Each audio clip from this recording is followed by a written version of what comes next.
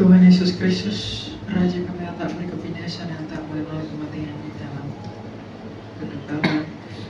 Kami bersyukur kepada-Mu Tuhan untuk cinta dan kasih karunia-Mu yang kami rasakan hingga pada saat ini, sehingga mengizinkan kami berkumpul hari ini.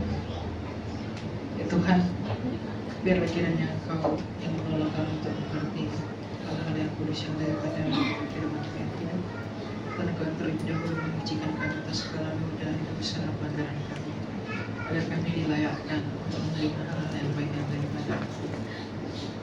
Terimalah kami pada hari ini ya Putra Allah, untuk dapat menerima hal-hal yang kudus yang daripada, agar dengan jalan yang demikian kami semakin berhikmat di dalam apa yang Kau kehendaki. Tolonglah kiranya kami orang-orang berdosa ini yang tak mampu menjaga Engkau di dalam semua misteri-Mu yang dalam pengertian akal itu. Tapi ada yang tertulis bahwa orang yang mencari hikmat akan diberikan di dalam. Oleh karena itu kami hanya bersandar kepada kasih-Mu dan bersandar kepada kemurahan hati-Mu untuk sekarang dan selalu dan selamanya. Amin. Ya, silakan duduk. Bapak Ibu, shalom. Ya, kita akan belajar firman Tuhan dari surat Rasul Yohanes yang pertama pada pasal yang keempat ayat yang ke-8. 1 Yohanes 4 ayat yang ke-8, ya, tentang Allah adalah kasih. 1 Yohanes 4 ayat 8 dikatakan bahwa siapa yang tidak mengasihi, ia tidak mengenal Allah, sebab Allah adalah kasih. 1 Yohanes 4 ayat 8, siapa yang tidak mengasihi, ia tidak mengenal Allah, sebab Allah adalah kasih. Ayat ini akan saya hubungkan dengan mula-mula ketika kita dicipta oleh Allah. Apakah kita mengerti mengapa kita ada di dunia ini? Apakah kita mengerti mengapa kita diciptakan oleh Tuhan? Apakah kita mengerti mengapa kita sampai hadir di bumi? Bumi diciptakan untuk manusia atau manusia untuk bumi? Ada yang bisa jawab? Bumi diciptakan untuk manusia atau manusia untuk bumi? Bumi diciptakan untuk manusia. Tuhan berkata kepada Adam dan Hawa, penuhilah dan kuasailah semua yang ada ini. Jadi apa tujuan Allah menciptakan manusia? Untuk apa? Ada yang mengatakan menguasai bumi, ya tidak salah. Tapi hal yang lebih esensi itu apa? Mengapa Allah sampai menciptakan kita? Mengapa kita sampai ada? Ini adalah pertanyaan filosofis. Kok ada foto saya di sini? Ini adalah pertanyaan filosofis tentang mengapa kita ada di dunia ini. Ada yang mengatakan kita untuk memenuhi bumi, ada yang mengatakan kita untuk menyembah Allah. Allah tidak butuh kita untuk dia disembah. Malaikat-malaikatnya sudah menyembah dia siang dan malam. Dan kalau Allah menciptakan kita hanya untuk memenuhi bumi aja, Tuhan kita tidak senarsis itu. Ada hal yang lebih jauh. Mengapa Allah menciptakan kita? Jawabannya di ayat yang kita baca tadi. Karena kasih. Manusia diciptakan oleh Allah itu menjadi objek kasihnya, menjadi sasaran kasihnya. Karena Allah itu begitu kaya di dalam kasihnya, Ia begitu kaya di dalam cintanya, sehingga Dia menciptakan manusia itu semata-mata karena kasihnya. Ia tak menuntut apapun dari apa yang Dia ciptakan itu. Jadi ketika Allah menciptakan manusia itu hanya oleh karena kasihnya saja. Dan Allah tidak perlu merasa berhutang budi kepada manusia sekalipun Ia telah menjadikan semua itu menjadi ada. Dan Tuhan berkata kepada manusia bahwa beranak cuculah dan penuhilah seluruh bumi dan kuasailah itu semua. Artinya sejak semula manusia itu dicipta itu untuk objek kasihnya Allah.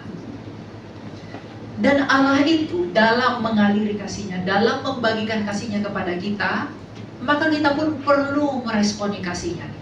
Karena kasih itu bukan sesuatu yang dapat disentuh, tapi kasih itu adalah hal yang mesti ada dalam sebuah hubungan. Dan ingat, ketika Allah menciptakan kita itu untuk hubungan yang kekal, untuk kasih yang kekal, bukan untuk mati.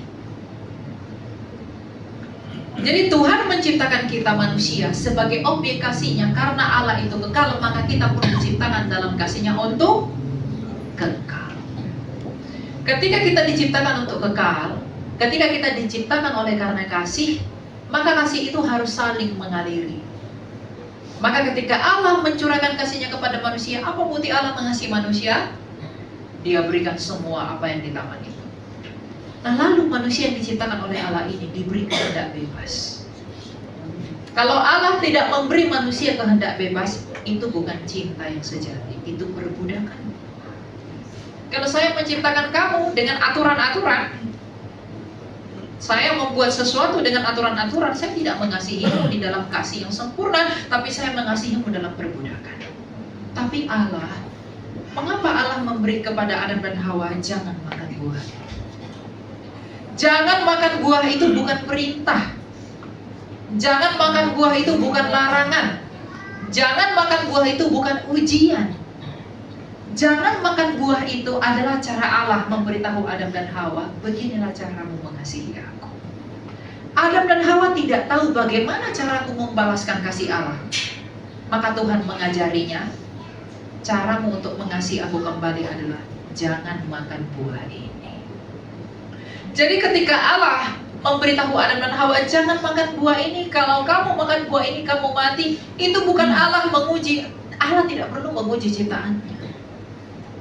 Dia tahu itu sempurna dan baik. Tetapi Allah memberikan perintah itu, jangan makan buah itu, adalah sebagai cara Allah untuk memberitahu kita bagaimana cara kita mengasihi Dia kembali. Dan Allah itu menjadikan semuanya baik. Jangan ketika Allah itu memberitahu kita, beginilah caramu mengasihi aku, jangan makan buah ini, kalau kamu makan itu kamu mati. Maka ketika Adam dan Hawa makan buah itu, artinya apa? Mereka gagal mencintai Allah. Dan ketika mereka gagal mencintai Allah, maka manusia ini kehilangan hidupnya Allah.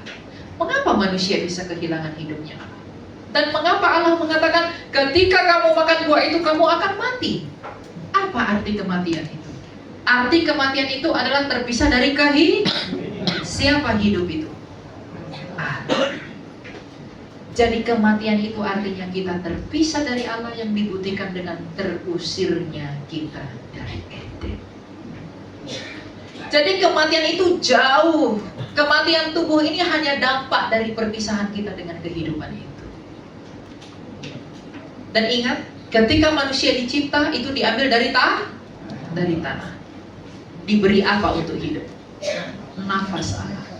Kalau manusia itu dihembuskan oleh nafas Allah dan diciptakan dari debu tanah, artinya satu hal. Artinya hidup manusia itu sepenuhnya bergantung kepada Allah. Karena kita dihembuskan oleh nafas Allah. Dan ketika kita berpisah dari Allah itu karena dosa, maka hidupnya Allah itu tidak lagi menopang kita.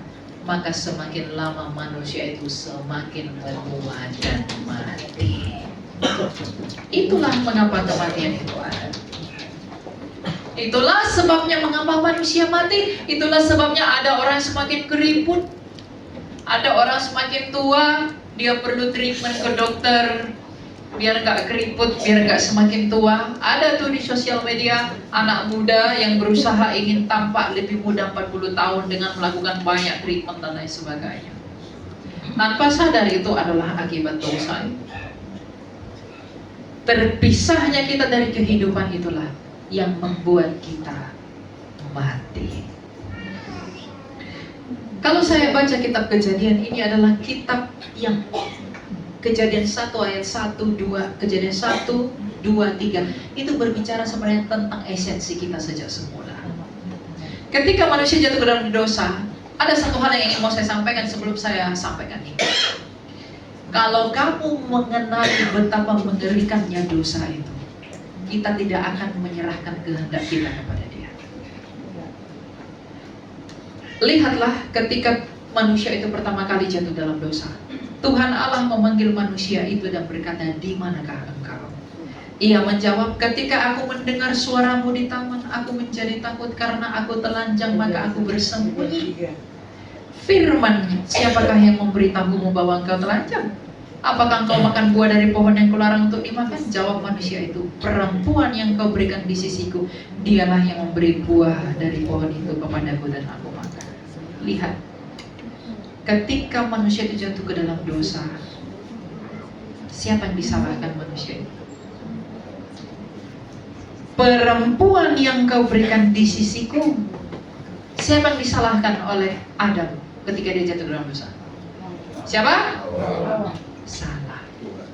Allah. Perempuan yang kau berikan itulah yang telah membuat aku jatuh.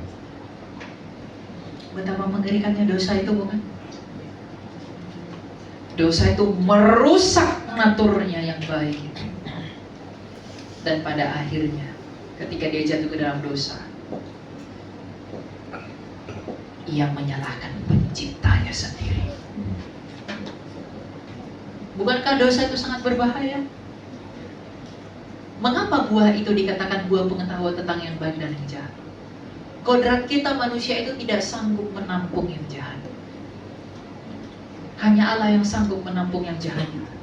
Maka Tuhan bilang, "Jangan kau makan pohon pengetahuan itu."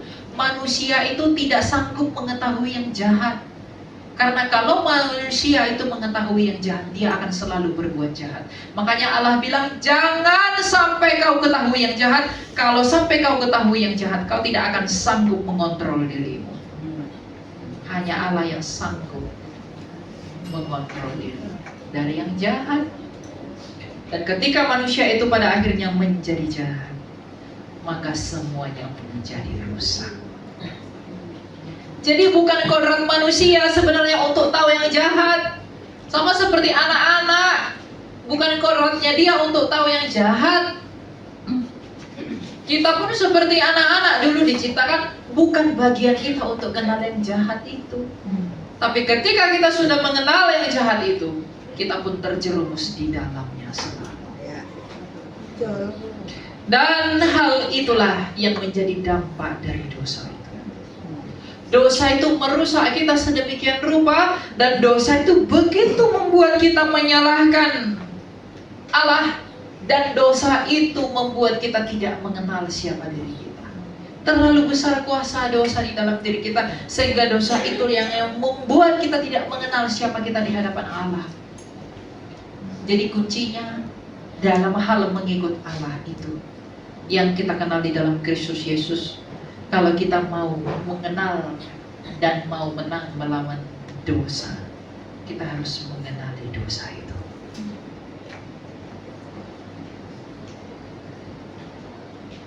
Dosa ini sangat berbahaya.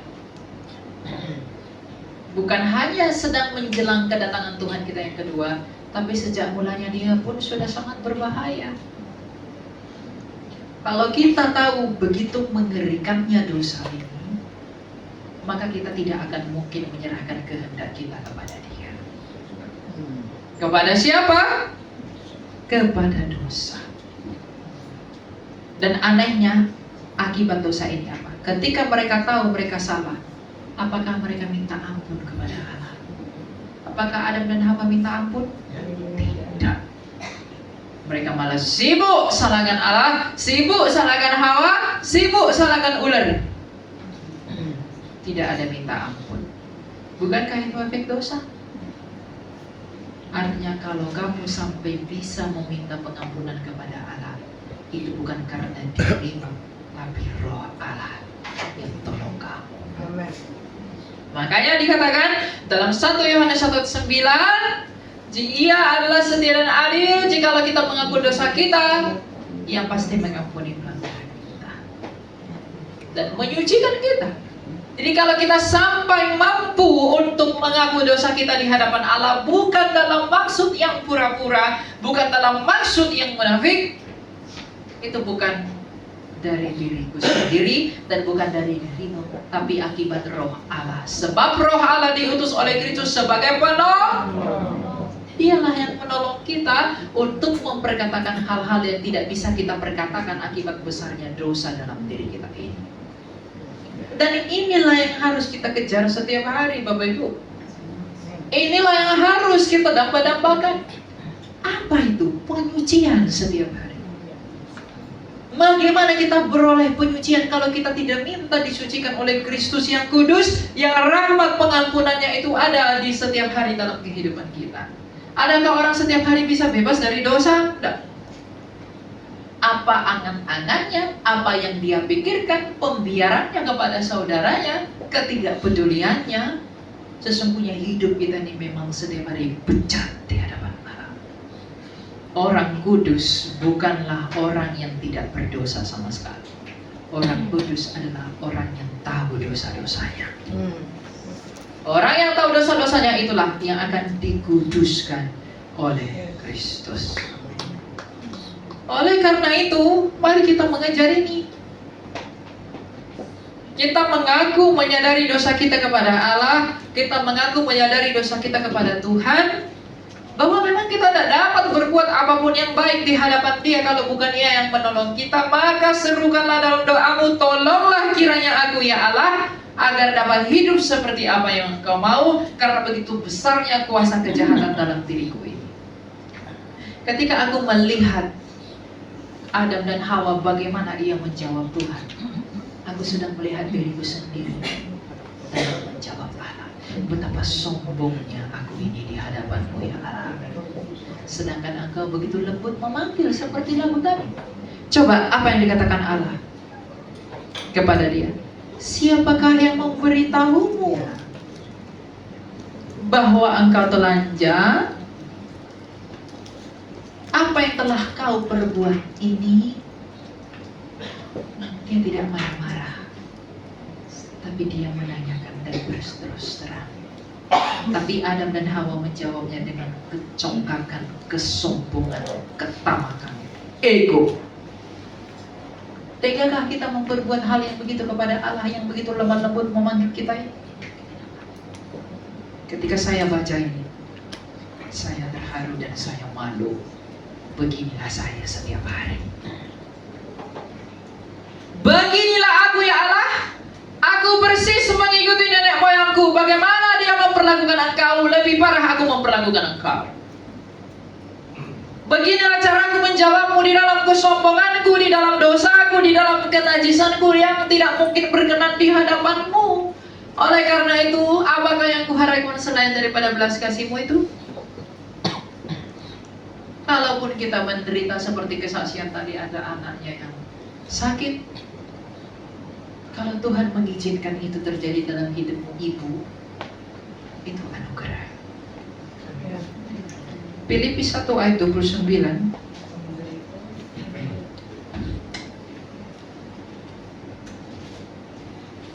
Filipi 1 ayat yang ke-29. Sebab kepada kamu dikaruniakan bukan saja untuk percaya kepada Kristus, melainkan juga menderita bagi Dia. Jadi kalau kamu menderita dalam hidupmu dalam mengikuti Kristus ini, di dalam pencobaan yang kamu alami, berbahagialah kamu wahai yang dipercayakan Allah. Jadi jangan bersungut-sungut. Ya, saya senang tadi kesaksiannya itu begitu mengandalkan Allah, menaruh pengharapan yang luar biasa. Itu karunia dan Anda harusnya berbahagia. Karena tidak semua orang yang bisa mendapatkan itu lalu memiliki hati yang demikian. Belum tentu. Kalau Allah sampai izinkan itu, artinya Dia tahu kamu mau. Tidak sulit bagi Allah mengaruniakan lensa mata. Tidak sulit bagi Allah mengaruniakan kesehatan yang berlimpah ruah. Tidak sulit. Begitu mudah bagi Dia. Tapi mengapa Ia belum mengaruniakan itu? Dia ingin menyiapkan bagimu suatu hadiah yang tak berkebinasan. Jadi jangan berkecil hati. Jangan bandingkan dirimu dengan orang-orang berdosa. Jangan bandingkan dirimu dengan saya orang berdosa, tidak pantas jadi pembanding. Jangan bandingkan dirimu dengan orang kaya, orang kuat, orang siapapun. Jangan, mereka juga orang berdosa. Tapi bandingkanlah kita dengan kasih karunia Allah yang mengizinkan saya dan kamu menderita karena Dia. Karena Allah itu apa sekali lagi? Kasih. Dia mengizinkan kita sakit, Dia mengizinkan kita menderita, Dia mengizinkan kita mengalami semua yang tak berkenan dalam pandangan manusia. Bahkan manusia mengutuki kita. Itu karena Ia tahu kita mampu mengalami itu. Makanya Rasul Paulus berkata apa? Sebab pencobaan-pencobaan itu bukanlah pencobaan yang melebihi kemampuan. Ketika kesaksian itu tadi diberikan, saya teringat dengan Paulus sang Rasul. Ingat, kalau Paulus tidak dibutakan, dia tidak akan menginjil bagi anak. Mungkin ada maksud ibu itu terhadap anakmu itu yang akan dia lakukan ke depan. Tidak akan ada yang tahu itu. Tapi kalau kita bertekun dan menyerahkannya kepada Allah, Tuhan bisa mengangkat siapapun menjadi seperti apa yang Dia mau. Jadi jangan berkecil hati. Lakukanlah sesuai apa yang kamu iman. Jangan pernah ragu bahwa Allah itu adalah kasih. Jangan pernah ragu, Ia mengizinkan itu karena Ia tahu bahwa I can do it. Saya bisa melakukan itu.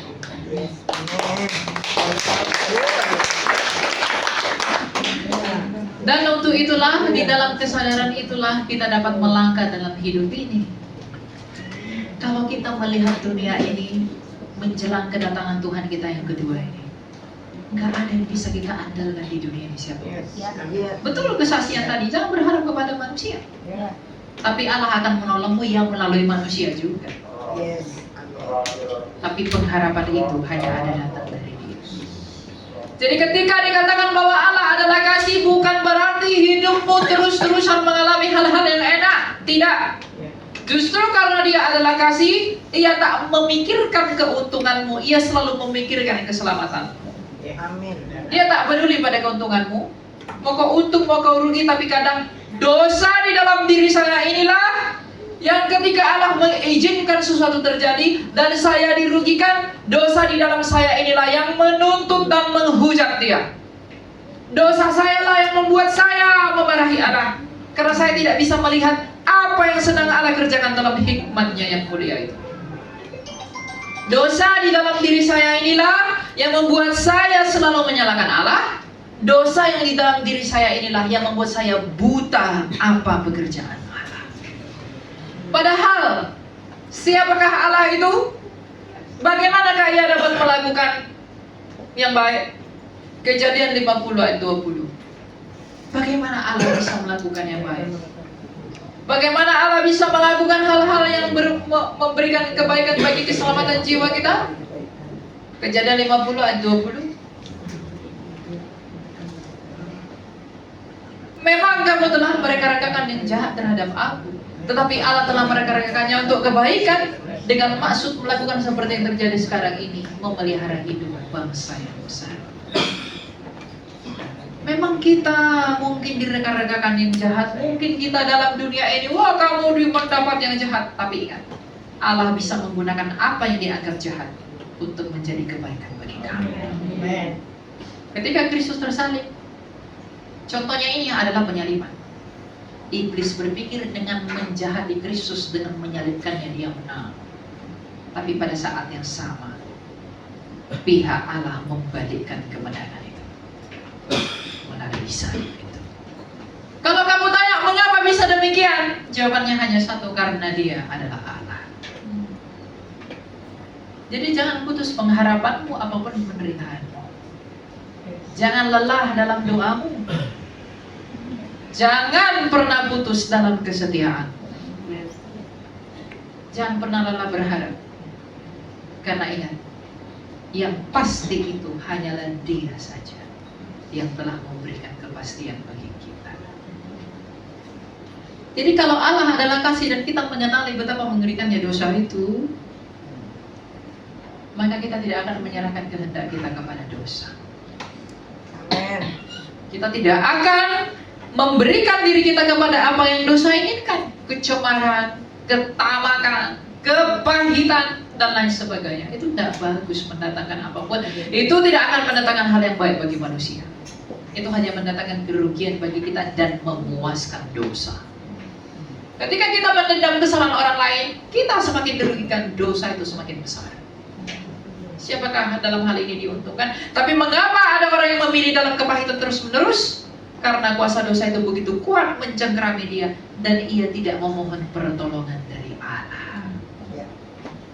Maka sekarang dalam doamu serukanlah, wahai manusia, ya putra Allah, tolonglah aku untuk bisa luput dan bisa mengenali siapa lawanku. Itulah yang seharusnya kita minta di hadapan Allah. Karena kalau kita tidak meminta itu, sebanyak apapun uang yang kau punya, sebesar apapun kuasa yang kau pegang, kau tak akan pernah mendapatkan damai sejahtera. Tidak akan pernah. Tidak akan pernah. Untuk itulah mengapa itu orang-orang perang-perang mulu, saling menjatuhkan, si ini rebut si ini ambil ini, padahal mereka udah punya semuanya. Tapi karena tidak ada damai sejahtera dalam hatinya, ia sibuk memerangi, ia sibuk membunuh, ia sibuk merancang-rancangkan yang jahat terhadap saudaranya manusia. Itu buktinya. Jadi jangan kau kejar itu semua. Boleh kau kejar itu semua, tapi yang pertama, mintalah, ya Allah, berikanlah aku damai sejahtera. Amin. Makanya ketika Paulus berdoa, dia berkata apa? Di dalam jemaat Filipi dia berkata apa? Berikanlah aku damai sejahtera. Karena kalau kita meminta damai sejahtera Allah itu bukan seperti damai sejahtera yang di dunia ini. Bukan. Keinginan daging itu tidak bertahan. Keinginan roh itu akan menghibur kamu sekalipun daging teriris-iris. Maka lihat, contohnya siapa? Paulus. Ketika Paulus seketika kepalanya mau dipenggal, apa kata? Padahal waduh, Anda dia berhadapan dengan penggalan, apakah Anda tidak getar-getir? Pasti takut kan? Tapi Paulus ketika mau dipenggal kepalanya, penggallah kepalaku ini, karena aku akan segera menemui dia. Kalau Allah tidak memberikan damai sejahtera, mungkin gak dia bisa berkata demikian? Dan Ignatius ketika dia dilempar ke kandang singa dan ia mau dicabik-cabik singa, dia berkata, kau lemparkan pun aku ke kandang singa, di hatiku ini tetap terlukis nama Kristus. Amin. Ketika dia dimakan singa, perwira-perwira Roma membelah tubuhnya, dan di dalam jantungnya itu terukir aksara Yunani, Yesus Kristus. Itu bukan dongeng. Itu peristiwa yang membuat perwira Roma itu bertobat ikut Kristus. Petrus ketika mau disalib terbalik, dia malah menginjili, padahal dia akan segera dipaku, dicambuk. Pada saat dia dicambuk oleh orang-orang itu, dia tetap berkata, percayalah wahai orang Roma kepada Kristus itu. Kalau bukan damai sejahtera Allah yang ada dalam hatinya, mungkin nggak dia sanggup berkata demikian? Tidak. Tapi sebaliknya, ada begitu orang berkelimpahan, kuat, hebat dalam banyak hal, tapi menghadapi kematian dia takut. Menghadapi maut pun dia ketar-ketir, sehingga dia rela membunuh orang lain agar ia sendiri tidak terbunuh. Itulah dosa itu. Jadi jangan minta yang lain selain daripada berikan aku damai sejahtera. Itu yang utama. Itu yang terutama. Anak-anak muda juga. Ya banyak kita dari pelayan Tuhan yang hanya melayani hanya sekedar rutinitas, mau nyanyi saja cukup, tidak. Kalau kita tidak mengerti apa maksud kita ada, bagaimana dosa itu harus kita kenali, pujian tidak ada berarti. Karena memang Allah bertata di atas pujian, tapi yang Allah sukai adalah perubahan saya, perubahan kamu. Coba, bukankah anak lembu yang dipersembahkan Saul begitu harum? Tapi bukankah Allah tolak? Oleh karena itu, kejarlah hal ini. Marilah kita mengejar apa yang harus kita kejar. Kekuatan pengharapan kita yang harus berdiri di atas batu karang yang teguh, gambaran Allah yang tak kelihatan itu adalah bahwa Dia adalah kasih. Dia tak mungkin menolak orang yang datang kepada Dia. Ada pernah anak muda bilang kepada saya sangat berdosa, saya malu bertemu dengan Allah. Tidak, itu iblis yang membuat kamu merasa malu. Justru orang-orang seperti mulai yang sedang dicari oleh Allah. Jadi jangan ada merasa saya sudah terlalu jauh, saya sudah terlalu berdosa, enggak. Itu yang dicari oleh Tuhan kita itu. Karena Allah adalah kasih, biarlah itu yang menjadi batu karang yang teguh, biarlah itu menjadi sumber pengharapan kita untuk tetap dapat mengagum dan bersujud di hadapan kaki Tuhan kita. Dan mengatakan apa? Tolonglah aku di dalam rahmat-Mu agar aku bisa hidup menurut apa yang Engkau mau ya Tuhan. Tolonglah aku agar aku bisa mengerti siapa diriku ini. Tolonglah aku agar aku bisa mengenali dosa-dosaku ini. Bapak gereja yang bernama Saint Anthony pernah berkata, bukan malaikat, bukan orang yang bertemu malaikat yang diberkati Allah. Bukan orang yang bermukjizat yang diberkati Allah, tapi mereka yang sadar dosa-dosanya. Itu yang diberkati Allah. Kenapa? Orang bertemu malaikat, orang berbuat mujizat sekalipun, bukankah itu yang ditolak oleh Kristus dalam Matius 7? Enyahlah engkau, aku tak mengenal engkau. Bukankah itu yang ditolak? Bukan itu yang paling penting. Yang terpenting adalah ketika aku tahu dosaku, aku memohon kepada Kristus agar Ia menolong untuk merubah diriku. Itulah keselamatan itu. Amin. Inilah yang harus kita kejar. Hal ini jarang kamu dengar. Aku diberkati ke juri kepala bukan ekor. Aku jadikan segala macam. Ingat, teologi kemakmuran yang tidak mengajarkan kamu menderita itu adalah teologi setan.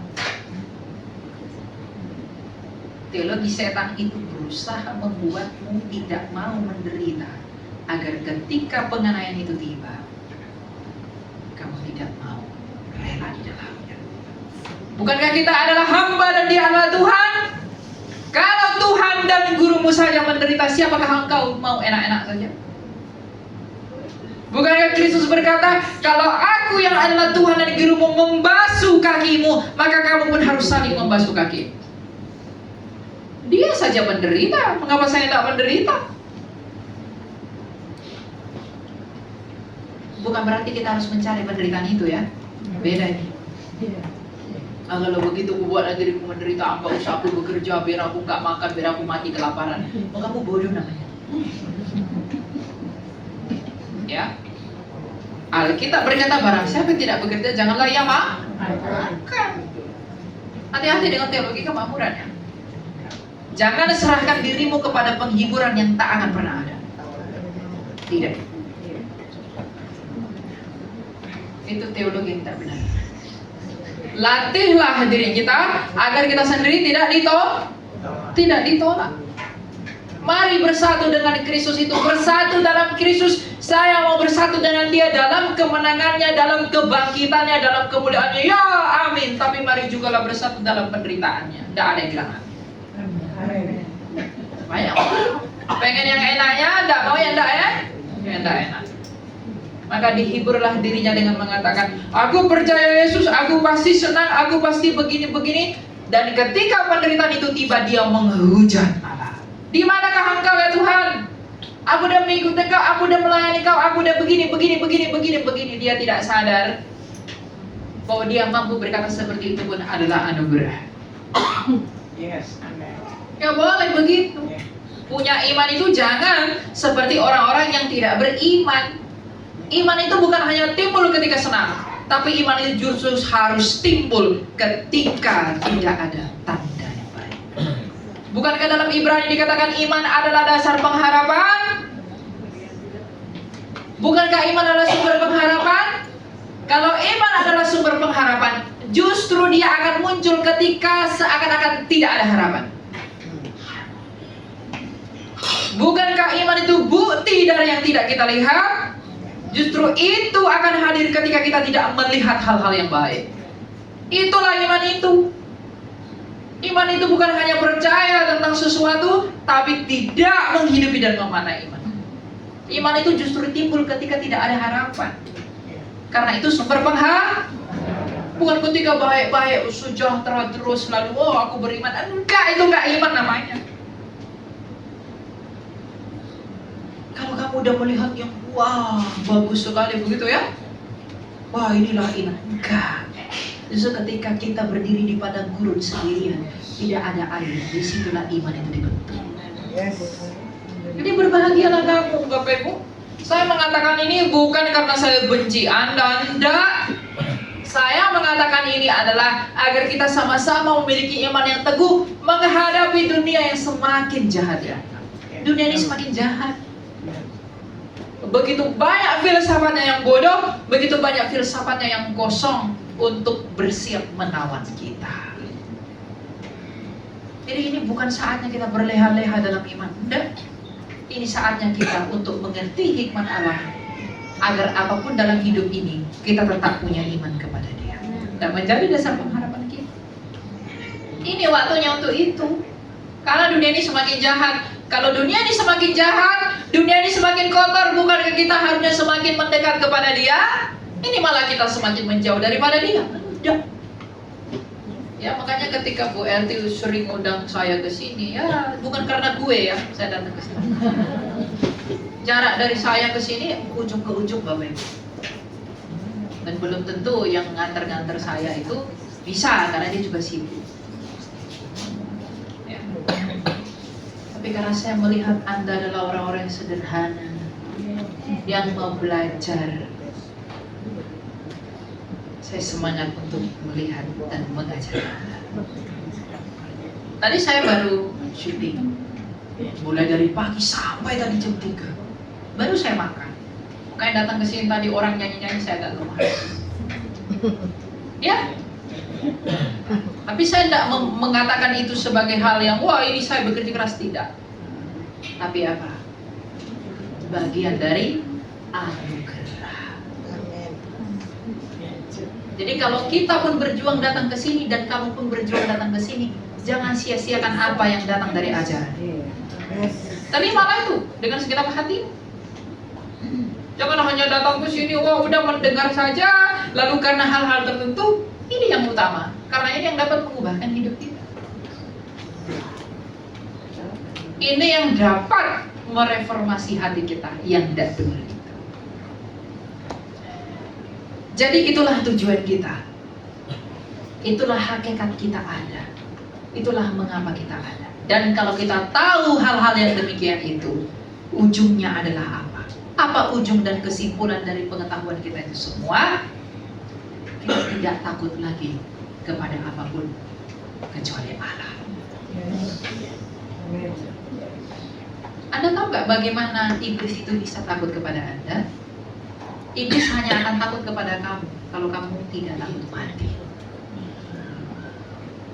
Iblis itu hanya akan kalah ketika kamu tidak takut mati. Percayalah. Iblis itu selalu menuduh kita, selalu menipu kita dengan kematian. Dan itulah yang dilakukan para rasul. Mereka tidak takut mati dan tidak gentar kepada ancaman. Iblis itu berusaha mengancam-ancam saya karena kita menyayangi nyawa kita. Sayangi nyawamu biar kamu tidak mati, maka bunuhlah dia. Sayangi nyawamu agar kamu tetap banyak uang, tipulah dia. Sayangilah dirimu, sayangilah saya, maka benarlah sabda Tuhan kita Yesus Kristus, barang siapa yang memelihara nyawanya, ia akan kehilangan. Kenapa ia kehilangannya? Karena itu adalah kecintaan iblis. Karena iblis akan hilang di dalam neraka kekal untuk selama-lamanya nanti yang telah dipersiapkan sejak semula bagi mereka. Jadi ketika kamu sudah sampai kepada iman di mana kamu tidak takut mati, pertahankan itu. Pertahankan itu. Karena hanya itulah caramu, satu-satunya caramu mengalahkan. Bukan dengan usir setan, tidak. Usir setan tidak mati, dia cuma pindah. Ketika kamu usir setan udah kalah. Enggak, setan tidak bisa mati Bapak Ibu.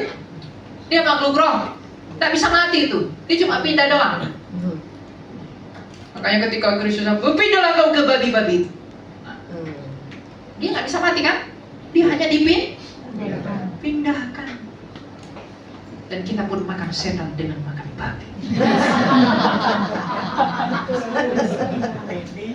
Yang lain tidak makan babi karena itu temannya. Setan-setan. Ya? Suka membunuh, suka mengejek. Kita makan babi. Kenapa?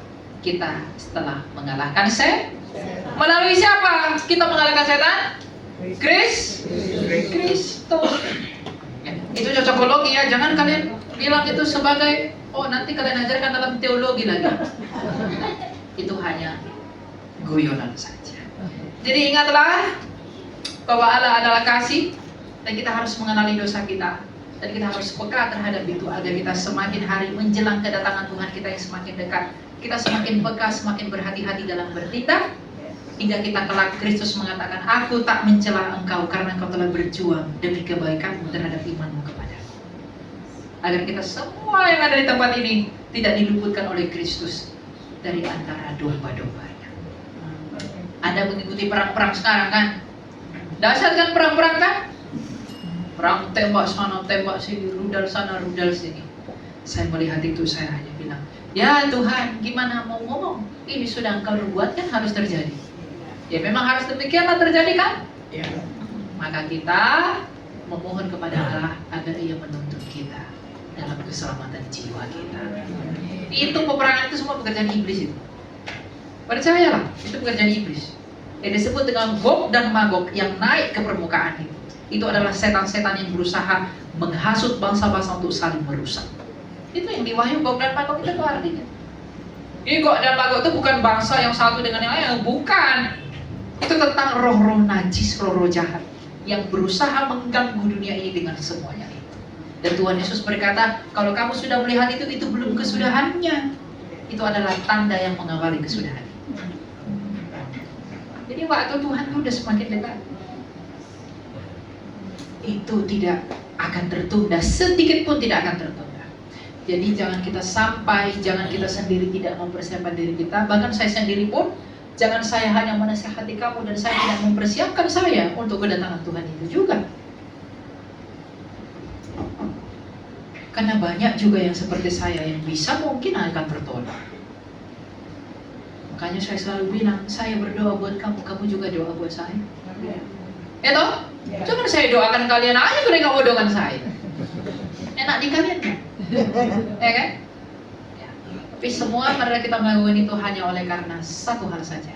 Karena Allah itu adalah kasih. Tuhan berkati kita berdoa. Mari kita berdoa. Tuhan Yesus yang penuh kasih, Allah kami yang bertahta di dalam kerajaan-Mu yang tiada berkesudahan. Kami tahu ya Tuhan, bahwa Engkau adalah kasih. Engkau telah mengasihi kami sejak semula dengan memberikan apa yang seharusnya kami butuhkan. Tapi lihatlah betapa kejamnya dosa itu yang membuahkan hasil-hasil yang melawan Engkau. Bahkan sekarang ini kami adalah keturunan dari moyang kami. Betapa jahatnya kami ini ya Tuhan terhadap Engkau. Apakah yang kami balaskan terhadap perbuatan baik-Mu dalam hidup kami ini selain daripada dosa? Apa yang kami balaskan atas kasih karunia-Mu hingga pada hari ini ya Tuhan? Kami menuntut Engkau, kami membenci Engkau, kami melakukan hal-hal yang buruk di dalam pemandangan mata. Begitu besar kuasa dosa yang mengikat diri kami ini ya Tuhan, sehingga kami tak mampu berbuat yang baik di hadapan-Mu. Oleh karena itu, pada hari ini dari hikmat yang daripada-Mu, kami pun mengerti, kami tak dapat meluputkan diri kami sendiri ya Tuhan. Oleh karena itu, tolonglah kiranya kami, agar kami dapat diluputkan daripada semua hal-hal yang buruk ini, oleh karena bantuan nama-Mu saja. Tolonglah kami agar kami semakin mengasihi-Mu ya Tuhan. Tolonglah kami agar kami dapat melawan diri kami sendiri, yaitu dosa dan ego kami yang tinggi. Tolonglah kami agar kami semakin mengasihi Engkau, sebab Engkau bersabda, jikalau Engkau mengasihiku, Engkau pasti melakukan perintah-Mu. Perintah-perintah-Mu itu di luar pengertian akal. Perintah-perintah-Mu itu bukanlah hukuman kepada kami, tapi perintah-perintah-Mu itu adalah ekspresi cinta-Mu, bagaimana cara kami mencintai-Mu kembali. Kami membenci perintah-Mu karena kami ini penuh dengan dosa. Kami mencintai dosa karena kami ini tidak menyukai perintah. Maka ya Tuhan, tanamkanlah kepada kami rasa cinta yang sejati, seperti cinta-Mu kepada kami, agar kami dapat mencintai-Mu dan melakukan yang Kau sukai. Apakah kesukaan kami selain daripada mengikuti apa yang pencipta kami inginkan? Apakah yang kami cintai selain daripada apa yang pencipta kami sukai? Apakah yang lebih berbahagia dalam hidup kami ini selain daripada hidup bersama-sama dengan-Mu, wahai pencipta kami? Tidak ada hal yang lebih indah selain daripada hidup bersama-Mu. Dan untuk hidup bersama-Mu, kami perlu untuk mengikuti apa yang Kau kehendaki. Dan kami sadar dan tahu betul kami tidak mampu. Maka kami memohon pertolongan dari-Mu, mampukanlah kami ya Putra Allah. Karena hanya Engkau saja yang suci. Karena Engkau saja yang tak bernoda. Sucikanlah kami dan murnikanlah kami oleh kesucian-Mu itu. Ingatlah akan kami ya Tuhan, apabila Engkau kembali dalam kerajaan. Janganlah lupakan kami orang-orang yang berjuang ini. Tanamkanlah kami hal-hal yang baik. Tanamkanlah dan peliharalah kami bagian dari kebun anggur-Mu ini. Agar ketika Engkau mengayunkan sabit-Mu yang tajam itu untuk menuai pokok anggur-Mu di dalam kedatangan-Mu yang menyala-nyala itu, kami tidak didapati sebagai orang-orang yang busuk yang harus dibuang ke dalam api. Tapi biarlah kami didapati sebagai orang-orang yang asam, yang berbuah dan berakhir pada hal-hal yang manis. Agar kami ini dikumpulkan bersama-sama dengan kawanan domba. Kami pun memohon, perhitungkanlah kami di antara kawanan domba milik-Mu. Perhitungkanlah anak-anak kami, keluarga kami, dan apapun yang ada pada kami sebagai orang-orang yang berada di kawanan domba-Mu, agar kami menikmati kasih karunia-Mu yang kekal itu, dan langit bumi baru yang Kau janjikan itu, sebagaimana Engkau menciptakan kami sejak semula. Kami berdoa dengan penuh keyakinan, bukan oleh karena apa yang ada pada kami, Kristus, tapi oleh karena mendengar pemberitaan kasih-Mu bahwa Engkau adalah kasih, dan memandang kepada kemurahan hati-Mu bahwa Engkau begitu bermurah hati kepada kami orang-orang berdosa. Dan untuk itulah saat ini kami memuji dan memuliakan nama-Mu ya Tuhan Yesus, bersama dengan Sang Bapa yang mulia yang mengutus Engkau oleh karena kasih, dan Roh-Mu yang kudus yang menuntun kami kepada seluruh kebenaran, yang menolong dan menghibur kami untuk sekarang dan selalu dan selama-lamanya. Amin.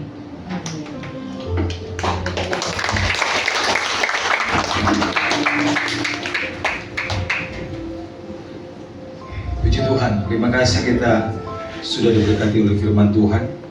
Sekali lagi terima kasih buat hambanya Elia Iron yang sudah menyampaikan firman Tuhan. Tuhan Yesus memberkati. Puji Tuhan, dan biarlah kasih Bapa itu menuntun kita untuk masuk kepada tujuan ilahi. Amin. Kita akan berikan persembahan syukur kita.